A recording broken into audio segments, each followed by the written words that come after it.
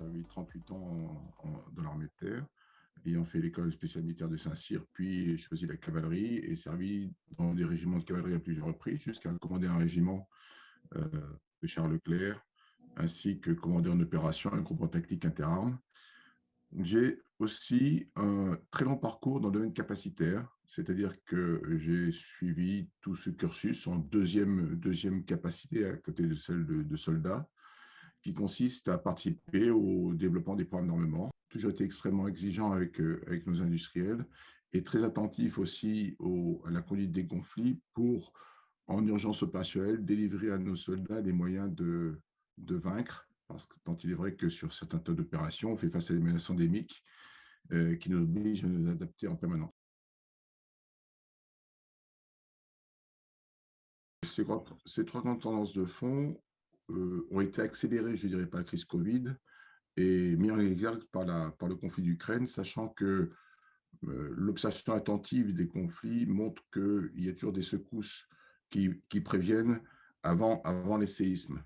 Les secousses, bien sûr, ça a été la guerre du Donbass en 2014, ça a été la Géorgie, etc.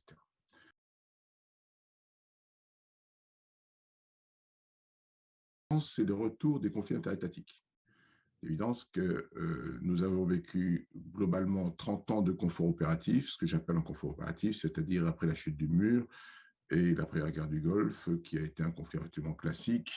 On est rentré dans des conflits dits asymétriques, c'est-à-dire que les forces armées occidentales, notamment, qui étaient à la manœuvre des conflits, se sont retrouvées confrontées à des forces d'un niveau extrêmement différent, qui manipulaient beaucoup plus l'explosion improvisée, le terrorisme, les embuscades, qu'une capacité réelle de conduire des conflits. Et ces 30 ans de confort opératif, combinés d'ailleurs avec une baisse drastique des budgets d'armement dans tous les pays, ce qu'on appelle pudiquement les dividendes de la paix, ont conduit les armées à s'adapter au cours de ces 30 ans à ces conflits asymétriques qui ont pris finalement toute la place. Et peu à peu, on a vu toutes les armées du monde, hein, aucune n'en est exclue, même les États-Unis à leur niveau, même s'ils ont su mieux résister que d'autres, à diminuer drastiquement certaines capacités qui n'étaient plus employées, je pense notamment à la défense solaire, à réduire leurs armées dans un contexte de professionnalisation, hein, qui était concourant, et bien sûr à faire l'impasse souvent sur les stocks de munitions, les stocks de rechange, phénomène qui a été mis en exergue encore récemment avec le conflit en Ukraine et auquel sont confrontés l'ensemble des armées occidentales. Donc, premier point, c'est cette région de conflit atlantique qui est une révolution des affaires militaires, finalement, qui prend en porte-à-faux la plupart des armées du monde, qui doivent en tirer les conséquences. Et par conséquent, c'est de devoir rehausser les budgets. L'Allemagne, mais aussi d'autres pays l'ont annoncé. Et ce qui fait que ce salon, d'ailleurs, Eurosatori, prend une dimension, une symbolique tout à fait particulière et un sens tout à fait particulier qui n'est pas celui qui était le sien en 2018.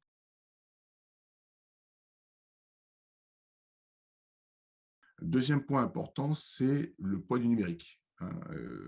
Aujourd'hui, clairement, en tout cas en Occident, l'analogique n'est plus de mise. Et donc, la plupart des systèmes d'armes sont des systèmes complètement numériques aujourd'hui, avec leur cortège, je dirais, d'obsolescence numérique qui les accompagne, leur potentielle fragilité s'ils ne sont pas assez robustes pour être utilisés dans toutes les conditions de conflit, leur gourmandise aussi en termes de coûts, parce que c'est des programmes en général beaucoup plus coûteux, même si le numérique est l'avenir, hein, c'est la donnée, c'est ce qui permet aux équipements d'être plus performants.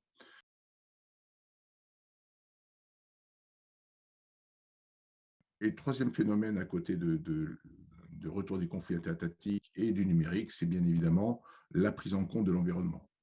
La prise en compte de l'environnement, qui est un sujet majeur pour toute la planète aujourd'hui avec le réchauffement climatique et les catastrophes qui accompagnent ce réchauffement climatique, mais aussi les catastrophes inhérentes à la pollution, inhérentes aux incidents industriels, inhérentes aux aspects climatiques et aux conflits. N'oublions pas que le conflit en Ukraine a ce site particulier qui se situe au milieu de 15 centrales nucléaires. Donc je pense que la guerre étant par essence quelque chose qui s'est rappelé à l'Europe qui a vécu 80 ans de paix ininterrompue, ce qui est tout à fait unique dans son histoire, alors que des conflits se menaient ailleurs dans le monde, il est évident que la guerre, et malheureusement c'est ainsi le propre de l'homme, est la norme et la paix est plutôt l'exception. Et la guerre est par essence écocide. Nous le savons, l'impact d'une guerre sur l'environnement est catastrophique.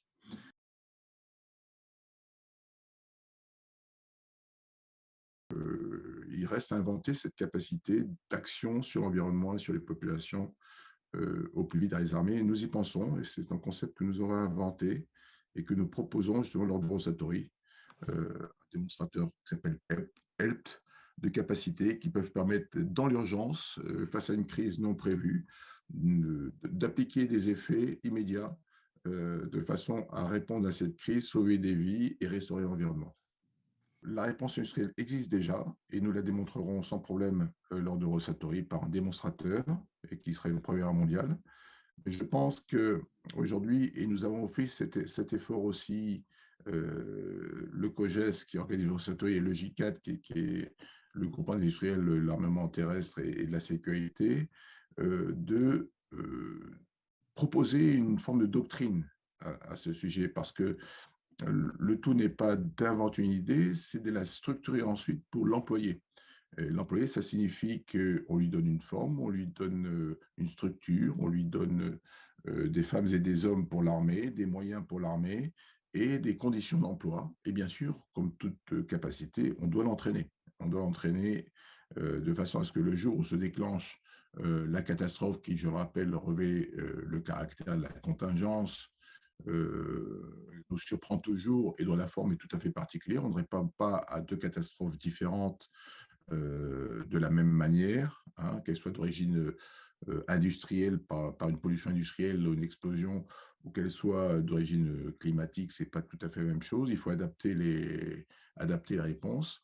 Mais ça, on sait faire, et c'est, je dirais, le modèle militaire hein, de capacité de structuration de force dans l'urgence, mais qui sont pensés auparavant. Tout ça est tout à fait possible. Je crois que c'est même une réponse à une attente forte. Hein. Je l'ai dit, dans les trois grandes tendances à côté du numérique du conflit interétatique, il y a bien la protection de l'environnement. Il s'agit aujourd'hui de donner les moyens à ça. Alors, ces capacités intéressent bien évidemment les régions, les États, mais aussi les organisations supraétatiques. Hein. Je pense à l'ONU, je pense à l'Europe. Les ONG aussi peuvent y trouver tout à fait leur compte dans ces capacités, je dirais ces métacapacités, qui permettent non, de répondre, je dirais, globalement avec une palette de moyens.